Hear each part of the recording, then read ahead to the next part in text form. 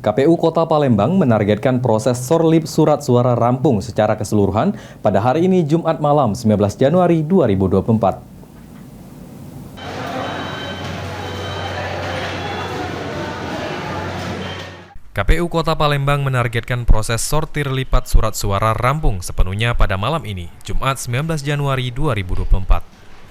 Komisioner KPU Kota Palembang, Riyandi Akbar Pohan, mengatakan selama proses sortir lipat tidak ditemukan kendala.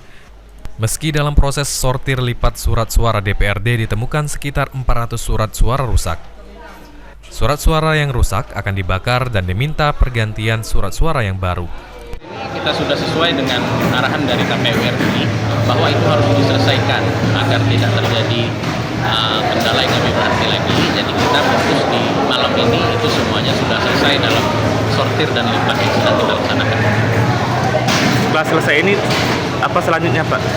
Selanjutnya kita akan melakukan proses pengesetan dan juga untuk persiapan untuk akomodir seluruh ke masing-masing TPS. Setelah rampung sortir lipat surat suara, dilanjutkan ke tahap setting dan persiapan akomodir ke seluruh TPS di Palembang. Hafidz Zainul, PAL TV.